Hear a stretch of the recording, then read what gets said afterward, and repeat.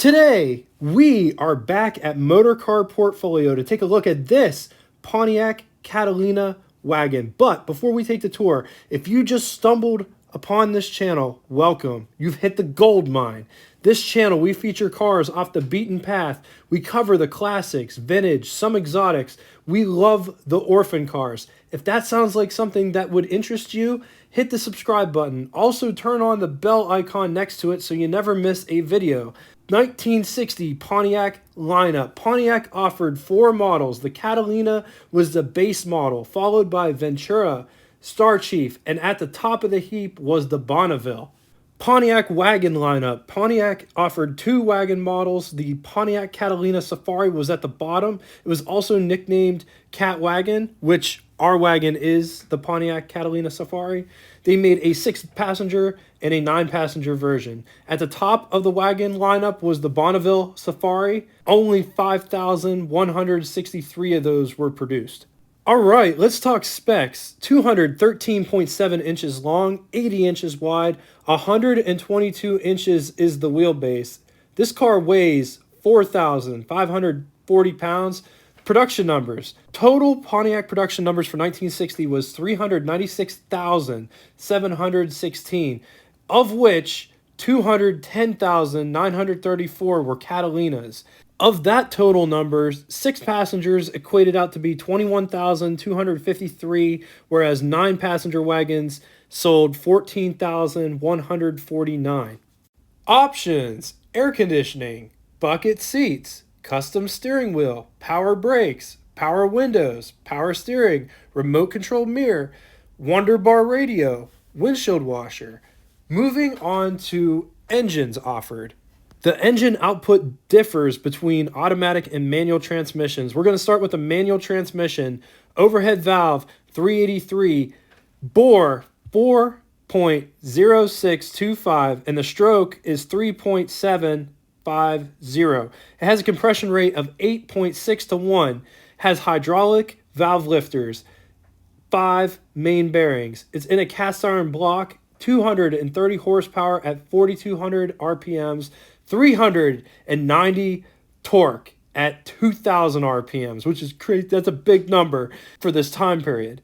And that's only being fed through a 2-barrel Rochester carburetor. So think about that. That number could be higher. Very easily, that number could be higher. Okay, moving on to the other 383 overhead valve with the Hydromatic 4-speed automatic.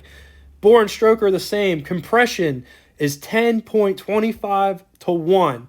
Horsepower is increased to 281 horsepower at 4,400 RPM. Look at the torque figure. 408 foot-pounds of torque at 2,800 RPMs. Same 5 main bearings, hydraulic lifters, 2-barrel Rochester carburetor. Those numbers are just with a 2-barrel carburetor. Imagine if you put a 4-barrel or if you put tri-power on it. It would be crazy. In a wagon. Just the torque number alone is mind-blowing.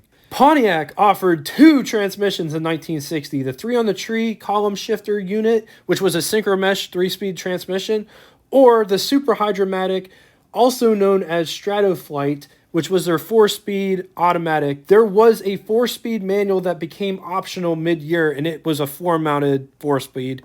Let's talk about some more powertrain options. Super Hydromatic was $231.34. One could opt any trim level, get this engine. It was the Tempest 66E option, also known as 425E. It had a 2-barrel carburetor. 215 was the horsepower, economy engine. But the catch was it came with a Hydromatic. But my thought process is yes, it only has a 2-barrel carburetor, but it wouldn't take much for it to have a 4-barrel carburetor or a tri-power setup, and then you could go to the races. Like literally, you have a big block for almost nothing because it doesn't cost you anything to get this option. That just blows my mind.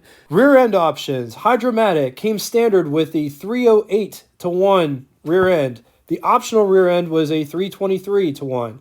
The synchromesh unit came 341 to 1 as standard. The optional rear end was 364 to 1. Safety track non-slip differential was a $43 option. Take a look at this door panel. Nice armrest here, door handle to get out. vent window crank. This is the big window crank here. Just notice the doors are all nice and framed out. On to the button switches and knobs. Speedometer all the way at the top. 4 pods sit right below the speedometer, starting all the way from the left-hand side. Fuel gauge. The pod right next to it is shared with the oil and the temperature. Notice there's only an oil light. It's a form of a light. There are no numbers in this gauge. At the bottom, there are lights for both cold and hot, which I find very interesting. I've never seen a light for being cold. Odometer is in the middle. Generator is right next to it. And right next to the generator would be the location of the clock. Notice there isn't one. And that's what companies did then. Just advertise to everybody who rides in the car that you're the cheap one. You're so cheap, you didn't even buy the clock. Moving back to the drive selection. Park, neutral, drive, low, reverse. Located just below the generator/clock are the climate control settings. Off, normal, de-ice. Ignition is just to the right of that. Moving right, cigarette lighter.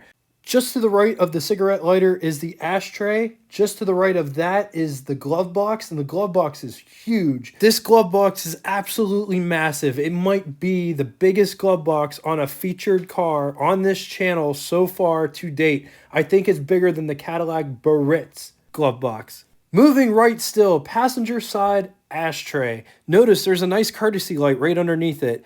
There's also a knob protruding from the footwell region. That operates a vent at the bottom to control air down to your feet. There's one on the driver's side as well that does pretty much the same thing, only it's on the driver's side. Chrome knob protruding outward controls the vent. Right next to it, right to the right of it, there is a emergency brake release. You can't really see the emergency brake pedal, but it's actually in between both of those. It's just kind of blurred out and kind of dark, but that's where the emergency brake is. We went full circle. These two last switches are directly below the fuel gauge. The one closest to us, I believe, is the light switch. The one further away is the windshield wipers. Me sitting behind the wheel of the 1960 Pontiac wagon. Lots of room.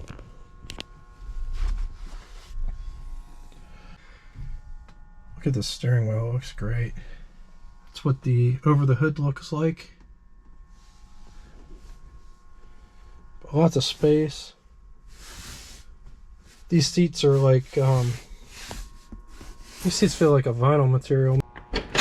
Getting in the rear. Here's what the rear door looks like. Ashtray inside the armrest. Door handle to get out. Window crank. Window goes all the way down.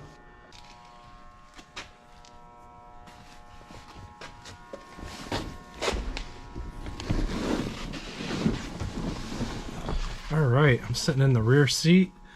Lots of headroom. Space is adequate back here. Fit 6 adults in this car if you needed to. There's a dome light up there. Got coat hooks over there. Coat hook there. Right, putting the rear seat down. There's a little lever right here. Push that up. It's one lever, but the seat's pretty heavy. So then you just put it all the way down. Just notice how nice that looks. It's completely flat.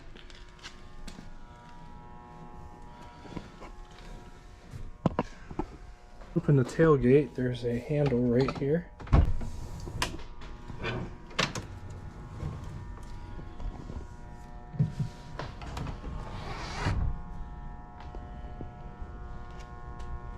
Just check that out.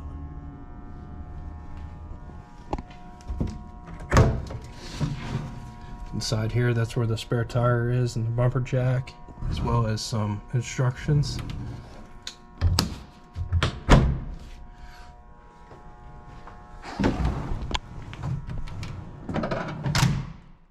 Onward to the pros and cons section. Actually, there isn't going to be a pros and cons section for this episode, but I did find something very interesting that I want to share about the 389. A thing to really watch out for, the OEM cam timing gear from the factory was made from nylon. The coating would become hard and it would flake off at 30,000 or 40,000 miles. The chain would actually grind the pieces up, and then the oil would move the fragments of the nylon through the engine and it would clog up the pumps. So these engines would, without warning, just seize up or just take a rod bearing or the main bearing. Either way, it would detonate the engine, and that's why. Because the OEM cam timing gear was made of nylon. Thank you all so much for watching. It really means a lot to me. Please feel free to drop a comment in the comment section. I read every single comment that I get. If you liked the episode, give us a like so more people can see this episode in the future. Also, recently made a What It's Like Facebook page where specs will be posted, advertising. But the best part is, hopefully one day it will be a car community where new people to the car hobby can go, ask questions, get answers. Also, it gives you guys a chance to show off your rides. The link is in the description. Well, until next time, toodle!